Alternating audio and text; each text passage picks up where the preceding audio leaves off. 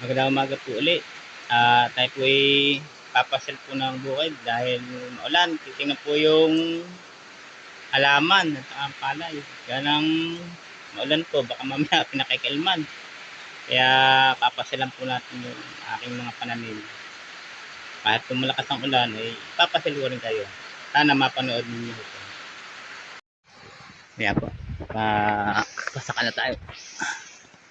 Ito, yung mga tanim akong dito po, ito po yung tanim ko nung bumagyo na itinayo ko po. Ayan, namumunga na. Namumunga na.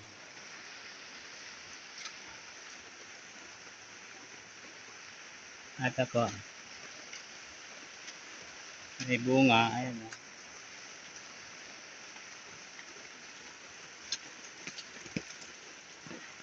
Lakas po ang ulan.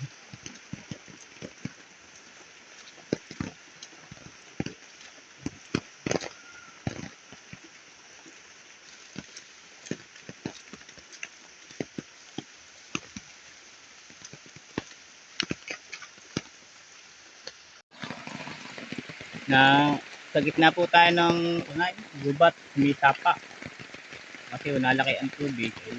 Ay tingnan ko. Baka mamaya pagbalik ay malaki.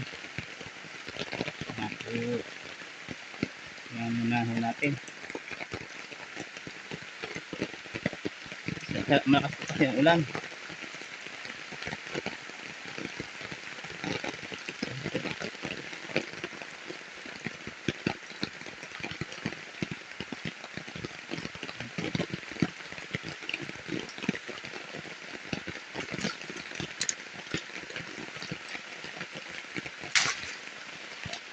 Nalaki na.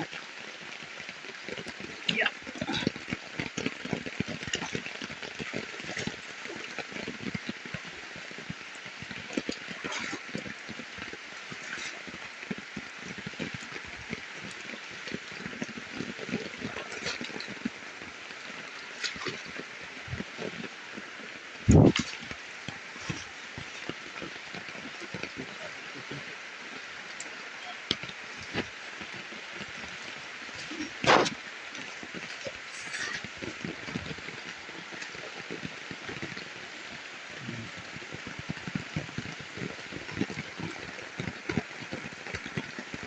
Dito nga po pala ay ayan po, may matandang damo dito na ginawa nung sinaunang tao.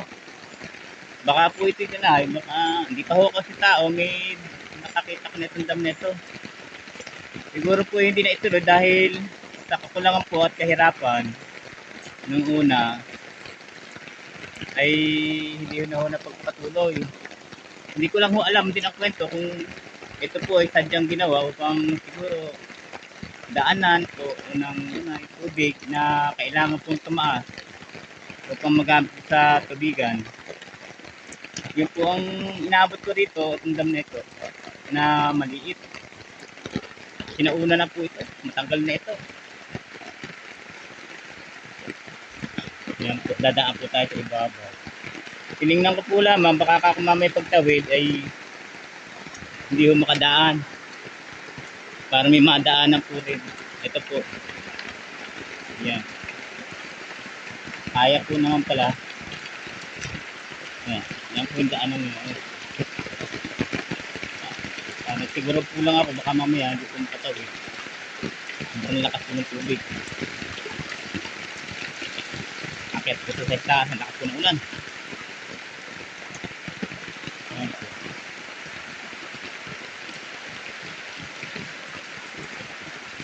Yan po yung daan. May butas po ang ilalim. Baka ho magbara.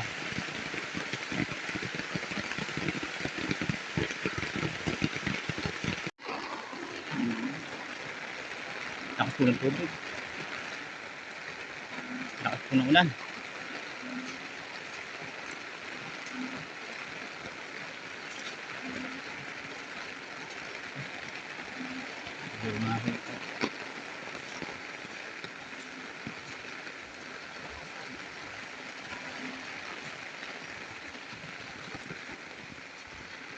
Malakas po.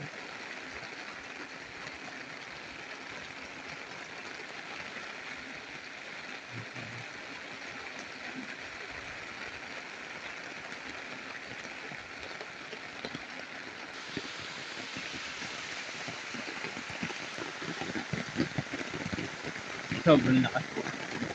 Todo.